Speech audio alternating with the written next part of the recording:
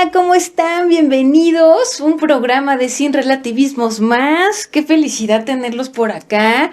En realidad estoy muy agradecida porque pues me tienen aquí, nos estamos viendo de nuevo. ¿Cómo les fue en la semana? Esperemos que todo esté bien y que este día sea de total bendición. Pues vamos a continuar. Recordemos que estamos en una serie del orden de salvación u Ordo Salutis en latín y vamos a ver diferentes elementos de lo que corresponde a la orden de salvación. Recordemos también que la vez pasada estábamos hablando del pecado, estábamos hablando de nosotros aceptando a Dios y la verdad es que me gustaría acotar y hacer mucho énfasis en las bases que soportan el orden de salvación o la salvación y lo que sigue. Como estábamos viendo, no nada más es un acto, ese es el acto principal primero, pero la verdad es que sigue, es un proceso. El orden de salvación, por así decirlo, podemos decir que es un proceso de salvación. Entonces a mí me gustaría en esta ocasión, en este programa, hablar de dos temas principales que son la base, que es la gracia común y es la expiación. Ya en algún programita, yo creo que ahí por la primera temporada, hablé justamente de las expresiones de la gracia común, pero ahorita la verdad es que sí quiero hacer mucho referente a estas dos cosas principales que, como les decía, es el fundamento para lo que todos los demás vivimos. Entonces, la verdad es que todo este conocimiento que les voy a expresar ahorita es gracias a mi súper profesor de teología, el pastor José Pérez, a quien le envío muchos saludos, y gracias a él, pues tenemos este conocimiento ahora todos, ¿verdad? Y bueno, me gustaría realmente empezar hablando acerca de como les decía, la gracia común, la expiación y retomamos el orden de salvación. Aquí vamos a empezar con nuestra primera diapositiva, que es, a diferencia de la semana pasada, vemos que tienen un orden progresivo. Aquí el orden de salvación tiene un orden progresivo, aunque no necesariamente es así. Es súper importante tener en cuenta que todos estos elementos se presentan cuando somos salvos. Se van presentando. Es la serie de transformaciones. Algunas veces no son consecutivas, así con un orden realmente o estrictamente sucesivo. No, puede ser a lo mejor una después de la otra, dependiendo de nuestro propio testimonio. Aquí es importante ver que este es un orden de salvación completamente general. Fíjense que cada denominación puede tener su propio orden de salvación, ¿saben? O sea, por ejemplo, los reformadores calvinistas tienen un orden de salvación, los arminianos también, pero en general todos aplican en este que acabo yo de poner, generalmente todos aplican en este mismo. ¿Por qué son diferentes? ¿Por qué hay esas diferencias? Pues esas diferencias las encontramos inclusive en nuestras propias iglesias. Por ejemplo, en tu iglesia seguramente tienen un orden de cómo van sucediendo o a dónde van llevando, cómo van llevando a los nuevos convertidos o a las nuevas personas que aceptan a Jesús en su corazón. A lo mejor en tu iglesia lo que hacen es llamar al frente y hacer una oración y después las bautizan inmediatamente. A lo mejor en tu iglesia llaman, oran solamente, hay un discipulado y después oran y después bautizan. O sea, ¿se dan cuenta? O sea, realmente estos elementos pueden cambiar de posición, sin embargo, todos están presentes. Todos están presentes. Por ejemplo, en la antigüedad, cuando los primeros, ahora sí que judíos se convertían al cristianismo, lo único que necesitaban era decir, pues sí, yo creo, y se bautizaban y ya, era casi inmediatamente. ¿Por qué? Porque realmente todos ya llevaban un background, un conocimiento de la ley, de los profetas, pues súper fundamentado, porque pues eran judíos.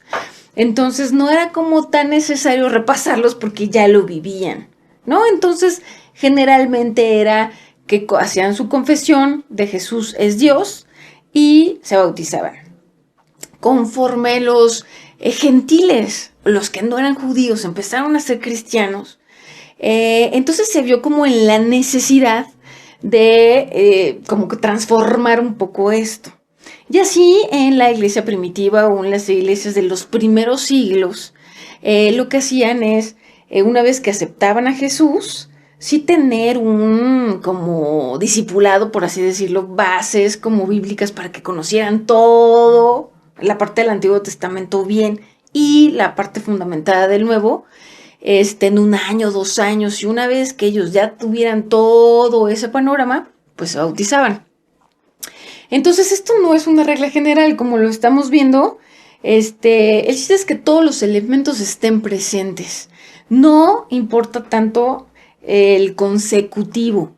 También hay algunos que nosotros mismos podemos agregar, como por ejemplo el bautismo. Si vemos esta línea, no hay en un cierto punto en específico donde uno se bautiza. Entonces ahí nosotros podemos agregar nuestro orden de salvación personal, por así decirlo, agregando el bautismo o el bautismo del Espíritu Santo, ¿no? Son elementos que no están en esta generalidad, sin embargo, pues obviamente tienen que estar incluidos, ¿no? En esta orden de salvación. Aquí es súper importante es de que aunque nosotros tengamos un testimonio de cómo el Señor nos ha llamado y de cómo empiezan a hacer nuestras transformaciones, lo importante es que este testimonio personal se acomoda al testimonio bíblico, que justamente es este orden general, ¿no? Que les presento aquí. O sea, ¿a qué me refiero? Con que, por ejemplo, si alguien aceptó a Jesús en su corazón en el micro, porque subió un evangelista, habló de Dios, te tocó el Señor, y entonces tú dijiste, sí, acepto. Y entonces, por eso, todos tenemos que llegar a Jesús de la misma manera, por el mismo evangelismo, en el mismo autobús, en el mismo... No. Obviamente que no. El Señor nos habla dependiendo de nuestra circunstancia, de nuestra personalidad, de nuestra historia personal. Así el Señor nos habla directamente a nuestro corazón de acuerdo a lo que nosotros necesitamos. Pero al final, el elemento del llamado, pues está ahí, ¿no? El elemento del llamado como parte del orden de salvación, pues es fundamental, ¿no? Es súper fundamental y está presente.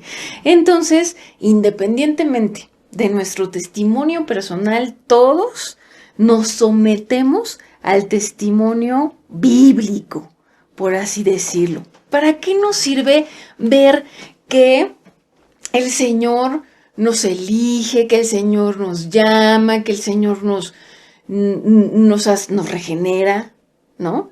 Que el Señor realmente nos convierte, que tenemos una santificación? ¿Cómo? ¿Para qué? Como les decía, pues si eso nos sitúa en el hecho de saber en dónde estamos, para dónde vamos y sobre todo hace crecer nuestra fe. ¿Por qué? Porque si estamos dentro del orden de salvación, dentro de esos puntos, sabemos porque sabemos que somos salvos. O sea, no debe de haber ninguna duda. Toda duda se debe de disipar porque estamos dentro. No estamos dentro de la transformación. No es que somos perfectos, no lo vamos a hacer en este mundo, pero estamos en el continuo del proceso. Entonces, pues el conocer estos conceptos nos ayuda a cimentar más nuestra fe.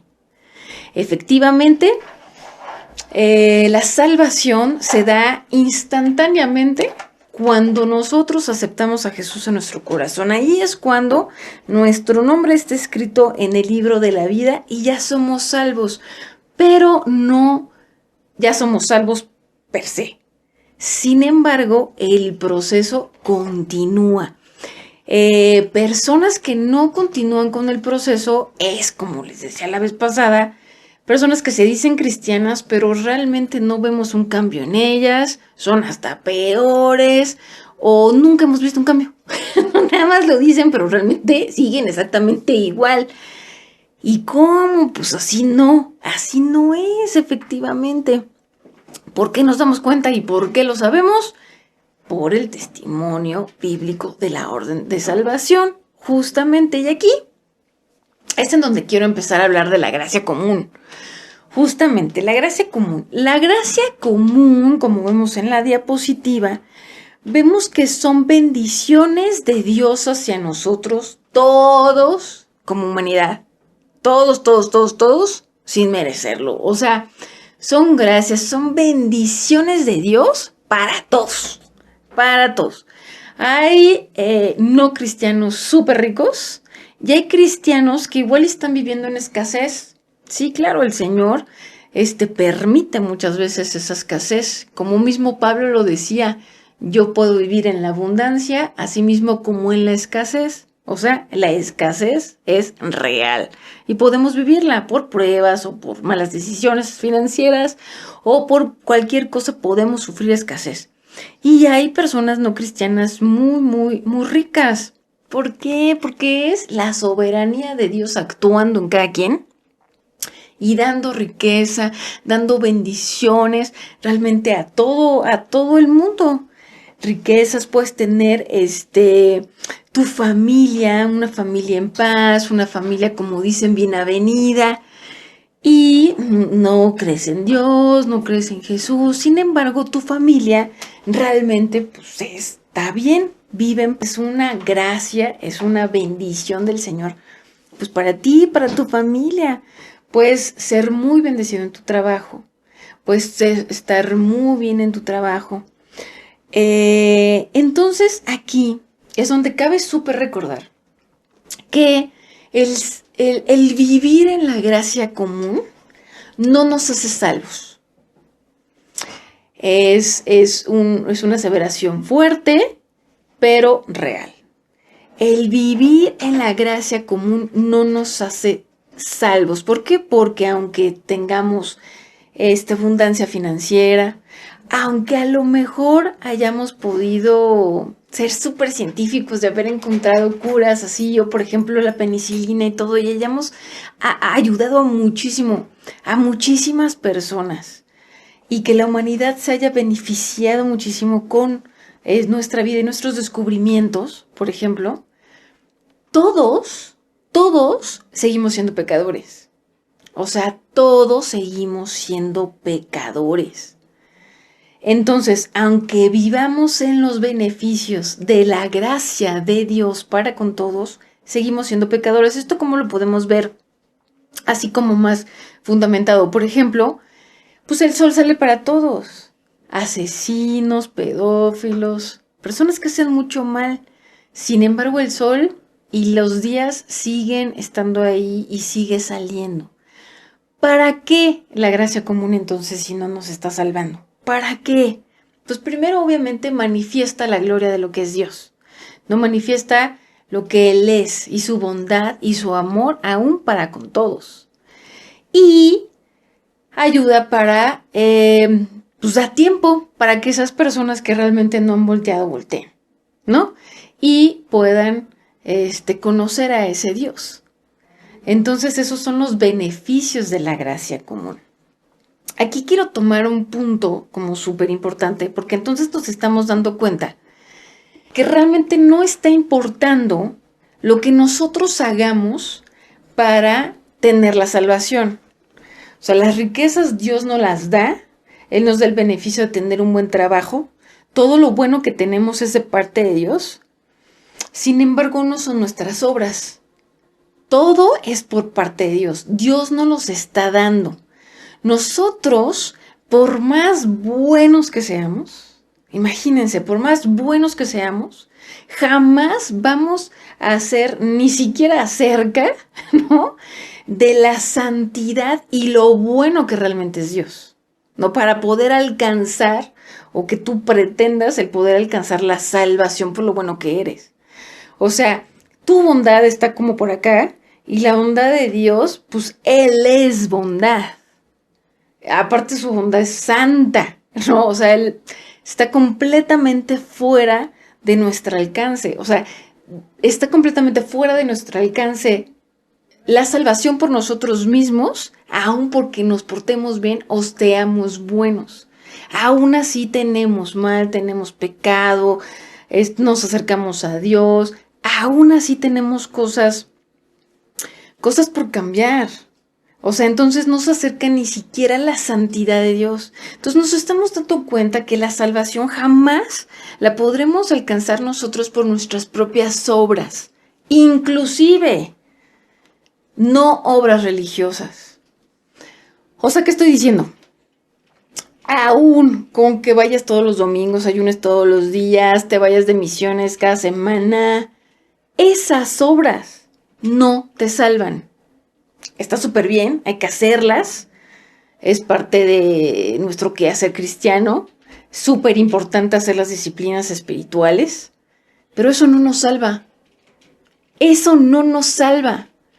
Y entonces ese concepto es que tengo que agradar o tengo que hacer para, es completamente erróneo, completamente erróneo. Nosotros no podemos hacer nada para hacernos, nada. Porque nada puede equilibrar la balanza entre Dios y nuestras obras. O sea, jamás en la vida. Aquí justamente es donde entra la expiación. Aquí es justamente donde entra la expiación, porque entonces, ¿qué sí nos salva? No, entonces, ¿qué sí nos salva? O sea, ¿qué es lo que puede hacer que realmente podamos ser libres de nuestro pecado y ser libres de nuestra propia carne, o sea, y de nuestra propia concupiscencia, ¿no? Y cómo realmente podemos seguir viviendo aún a pesar de que nos muramos. O sea, ¿qué significa verdaderamente la salvación? La salvación va más allá de solo el perdón de pecados, es una parte, pero va más allá. Entonces, justamente, ahorita, para seguir con este tema de la expiación, les voy a dejar una información de mis redes sociales. Ahí me pueden buscar, ahí pueden buscarme en YouTube, Facebook o Instagram como Sin Relativismos. Vamos al siguiente video.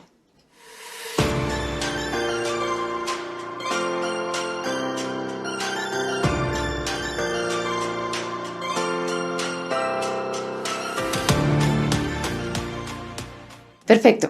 Entonces, vamos a ver qué es expiación. Expiación, ahí vamos con la diapositiva de expiación, dice, es la obra de Cristo en su vida y su muerte para ganar nuestra salvación. No solamente es el perdón de pecados. Aquí es así súper, red light, súper importante hacer la distinción de que la expiación es la obra de Cristo en su vida y su muerte.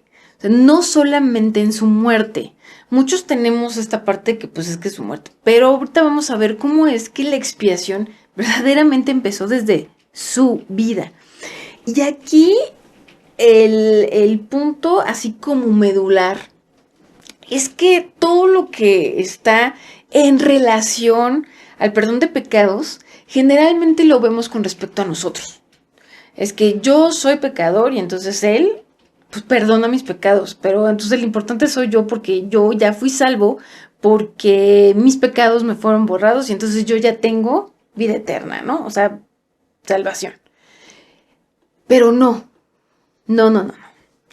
Aquí lo súper importante, y por eso quería hacer este programa, era para completamente fundamentar que la salvación no es el eje, no es de nosotros, no es la humanidad. O sea, el eje de la expiación y de la salvación es Jesús. Es Jesús. O sea, el foco, el fundamento es Jesús. Él ganó la salvación. De Él es la salvación. A nosotros, por su misericordia, gracia y buena onda, no las comparte. Pero la salvación es de Él. El acto salvador es de Él. Él la ganó. Entonces el foco es Él, no nosotros ni la humanidad. El foco es Jesús. El foco es Jesús. Entonces esto es súper importante porque entonces lo que Jesús haga con esa salvación dándonosla es por pura misericordia. Y entonces nosotros no somos el centro y nosotros no somos el foco. Es quien la tomó, de quien es, que Él es. Toda la humanidad fue salva, bueno, si lo quieren así, por Él. O sea, en realidad, Él es quien obtuvo la salvación para toda la humanidad. Él es, y solo Él es quien obtuvo la salvación para todos. Para aquellos que lo elegimos, pues podemos ser acreedores a esa salvación, pero en realidad está para todos. En realidad está completamente para todos. Quieras creer o no quieras creer en la salvación, quieras creer o no quieras creer en Jesús, la salvación ahí está. Él la tomó, es de Él, no es su galardón, es su galardón. Entonces, aquí nosotros nos podemos situar realmente en la posición que nos corresponde. En la posición que nos corresponde como, pues, hijos, pero también como, como pueblo, parte de su reino. O sea, donde Él es el soberano. Y ahorita entendemos por qué Él es soberano y por qué Él es Dios y fue enaltecido en gran manera y su nombre es sobre todo nombre, porque solamente en Él puede haber una verdadera expiación, solamente en Él, no animales, no otras personas. ¿Y esto cómo lo podemos entender? Pues por ejemplo, aunque yo me crucifiquen, aunque a mí me crucifiquen, no por eso mis hijos se les perdona sus pecados o van a ser salvos. O sea, mi sacrificio no tiene ningún valor así. ¿Cuál es el único? Pues el de Cristo. ¿Por qué? Porque Él era plenamente Dios y plenamente hombre. Solamente en Él estaba el sacrificio, la expiación. Solamente Él mismo, encarnado, podía expiarnos de nuestros propios pecados. Entonces, por eso siempre el eje rector es Él, no nosotros y lo malo y lo bueno que hemos hecho, porque recordemos que no es por nuestras propias obras. Cristo gana la salvación es de Él gana la vida y nos las da. La muerte es ese acto sacrificial expiatorio, toma el lugar. ¿Qué es esto? Cristo toma el lugar que no merece. Se sacrifica y otorga ese beneficio a quien no lo merece tampoco. O sea, Él toma un lugar que no merece y el beneficio de ese sacrificio se lo da a quien no lo merecemos, por amor. Simple y sencillamente por amor, por su soberanía y su propia voluntad. Él perfectamente pudo haber dicho, no, todos son pecadores, todos se mueren. No hay ni uno solo, ahorita como vamos a leer, no hay ni uno solo que haga el bien. En su totalidad, ¿no? A lo mejor destellos de bondad, pero no. Y Él perfectamente pudo haberlo dicho, pero no. ¿Qué dijo en Gálatas 4:4?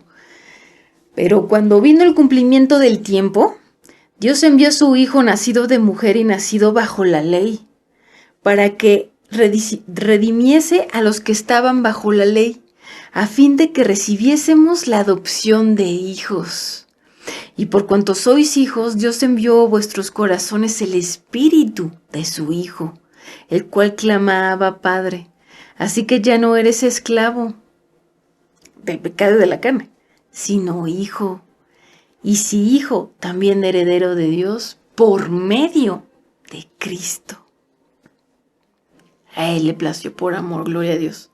Filipenses 2 dice, 6, el cual, siendo en forma de Dios, no estimó el ser igual a Dios como cosa que aferrarse, sino que se despojó a sí mismo tomando forma de siervo, hecho semejante a los hombres, y estando en la condición de hombre, se humilló a sí mismo haciéndose obediente hasta la muerte y muerte de cruz.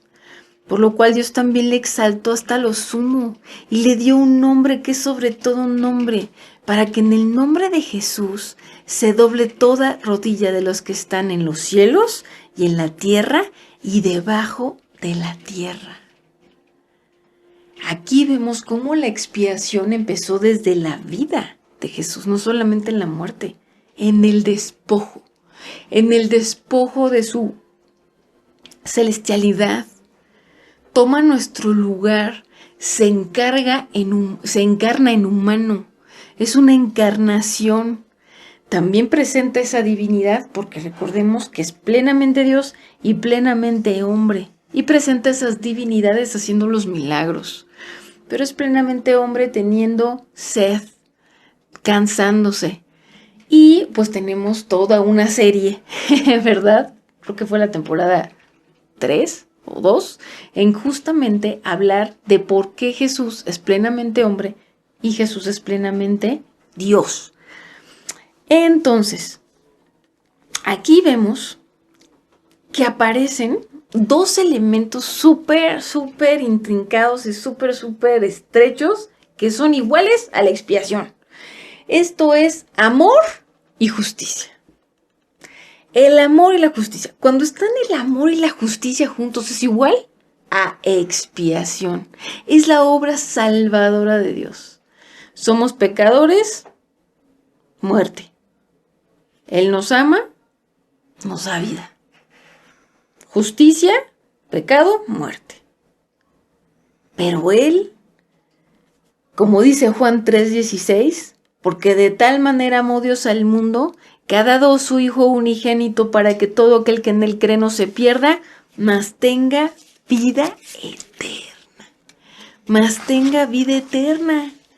Y justamente, como les decía, vamos a entenderlo un poco más, de que todos somos pecadores. Leyendo Romanos 3, del 11 al 26. Y dice así: no hay justo, ni siquiera uno. No hay quien entienda, no hay quien busque a Dios, todos se desviaron, aún se hicieron inútiles. No hay quien haga lo bueno, no hay ni siquiera uno. Sepulcro abierto es su garganta, con su lengua engañan. Veneno de áspides hay debajo de sus labios, su boca está llena de maldición y de amargura. Sus pies apresuran para derramar sangre, quebranto y desventura hay en sus caminos y no conocieron camino de paz. No hay temor de Dios delante de sus ojos. ¿A poco no estamos como estamos viviendo como humanidad? Pues eso es lo que estamos viendo. Ahora saltémonos al versículo 21 donde dice: pero ahora, aparte de la ley, se ha manifestado la justicia de Dios testificada por la ley y por los profetas. La justicia de Dios por medio de la fe en Jesucristo para que todos los que creen en Él, porque no hay diferencia, por cuanto todos pecaron, están destituidos de la gloria de Dios. Aquí más claro que ni el agua, por cuanto todos pecaron y seguimos pecando, ¿no? ¿Cómo? Siendo justificados gratuitamente por su gracia, mediante la redención que es en Cristo Jesús, a quien Dios puso como propiciación por medio de la fe en su sangre para manifestar su justicia, a causa de haber pasado por alto en su paciencia los pecados pasados, con la mira de manifestar en este tiempo su justicia, a fin de que Él sea el justo y el que justifica al que es de la fe de Jesús. Él es amor, Él es justicia. Es igual a expiación y son características fundamentales de la salvación que Jesús nos da. Completamente. Sin expiación, pues no hay salvación. Todos somos pecadores y vamos a seguir siendo pecadores. ¿Cuál es la diferencia de los que somos salvos a los que no somos salvos? Que Jesús, precisamente, por la fe en Jesús, como lo acabamos de leer, fuimos justificados. Por eso es una parte del Ordo Salutis. La justificación por el único que es justo y justifica, parece trabalenguas, ¿verdad? Pero es Jesús. Él es el único que mediante la redención que es en Él, nos puso como propiciación de la fe en su sangre para manifestar su justicia. En salvación, solamente es en Él. Y bueno, en muchas partes de la palabra, justamente Él mismo nos dice, o sea, es que yo soy el camino, la verdad y la vida. Nadie viene al Padre si no es por mí. O sea, no vas a poder llegar a conocer a Dios Padre, a Dios, si no es por medio de mí, porque Él hizo el camino para que pudiéramos estar ahí, que nuestros pecados fueran perdonados. El pecado nos separa de Dios. Si somos perdonados nuestros pecados, podemos estar más cerca de Él. Claro, nos envió a su Espíritu que nos da testimonio y certeza de que es verdad todo lo que estamos hablando, diciendo y viviendo, porque no solamente es leer la Biblia porque la lees, sino porque la vives. Entonces, aquí vemos justamente, y por eso ahora me entenderán, cómo el tener este fundamento como bien establecido es la base para continuar con todos los demás, ahora sí que con todos los demás elementos. O sea, no vamos a entender la santificación y no vamos a entender la justificación, la glorificación, sino primero entendemos el acto sacrificial de Jesús en vida y muerte por Él, no por nosotros. No por nosotros. Entonces, todas las obras que conllevan en nuestra transformación siempre van a ser como consecuencia de lo que el Señor ya está haciendo en nuestras vidas, de habernos elegido, de habernos salvado, ¿verdad? Entonces, como consecuencia son todos estos actos. No al revés. No hago todos estos actos para merecer la salvación. No. La salvación es gratuita. La salvación la recibimos gratuitamente para nosotros. A Él le costó mucho. A Él le costó morir y le costó su sangre. Para nosotros es hacer una oración. Pero por eso es gratuita, para nosotros. Para Él no. Pero a partir de ahí, también empieza nuestro sacrificio. Porque tampoco, como lo decíamos la vez pasada, es miel sobre hojuelas. Hay pruebas de fe, hay mucho en el caminar cristiano que no lo hacen fácil, por así decirlo. Pero todo está en parte de estos elementos. Justamente, pues voy a hablar de todos estos elementos, o gran parte de estos elementos en esta serie, para que nos podamos situar bien en los conceptos.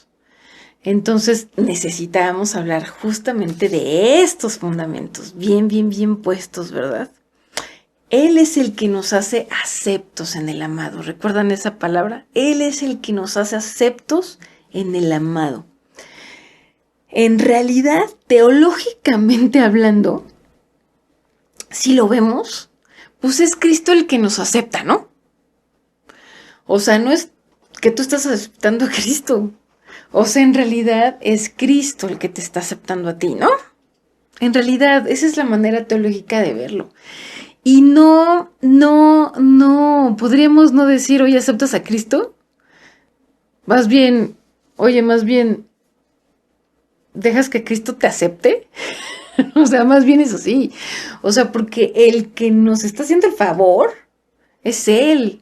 De Él es la salvación. Entonces, nosotros, pues hemos sido adoptados a lo que Él ya tiene, al galardón y al honor que Él ya tiene como hijo, ¿no? Entonces, por ejemplo, Calvino decía que hay muchos que decimos que pues es para todos, ¿no? Es para todos. Y efectivamente, como lo acabo de decir, o sea, la salvación es pues, para todos, pero realmente en dónde se hace viva y se encarna realmente el acto sacrificial de salvación, pues en los que aceptamos, ¿no? Ahí, en los que aceptamos estar dentro de este proceso de salvación, eso es en donde se hace vivo, ¿no? Este acto de expiación sacrificial. En realidad en todos los demás no. Todos los demás viven en esta gracia común, ¿no? Viven en esta gracia común. Y oramos completamente para que pues entren en la gracia salvadora, que justamente es esto, en donde vivimos ese tipo o este elemento de gracia, en donde vivimos todos los que hemos aceptado a Jesús como nuestro Señor y Salvador. Es la gracia salvadora, esta gracia que nos permitió, o este favor, esta elección de Dios, que nos ha permitido el voltear a Él y el reconocerlo y el querer seguirlo. Esta es la gracia salvadora. ¿Qué es la gracia salvadora? Que es la misma gracia, por así decirlo. La gracia de Dios es única, es para todos. Sin embargo, unos viven en la gracia común y otros vivimos en la gracia salvadora. Aquí, como no me cansaré de decirlo, no quiere decir que seamos perfectos, quiere decir que estamos en este proceso salvador, ¿no? En este ordo salutis. Todos los cristianos estamos en este proceso de ordo salutis, de orden de salvación, y no somos perfectos. Parte de el reconocer nuestros pecados y nuestra humanidad, pues es donde el Señor nos transforma. Es justamente ahí en ese punto en donde va la justificación, en donde va la conversión, en donde va la santificación, donde va la glorificación y todos los pasos que próximamente vamos a ver más conceptualmente. Pues como ven, espero que les haya ayudado, que hayan sido bendecidos con estos fundamentos. Está súper bien el establecerlos como tal para poder continuar con nuestros aprendizajes. Y pues la verdad es que agradezco mucho que sigan aquí, agradezco mucho que me vean. Como les comentaba, pueden encontrar la repetición los viernes en mi página de Facebook. Aproximadamente a las 11 de la mañana, ahí pueden encontrar también la repetición de este programa. Si tienen dudas, pueden escribirme ahí, pueden escribirme aquí, justamente, para aclarar, ¿no? Para tener una comunicación como más directa y fluida. Podemos verlo aquí directamente en el chat de la Radio Cristiana o en mis redes sociales. Así es que estén súper bien, súper bendecido día y nos vemos la próxima semana. Que estén bien, bye.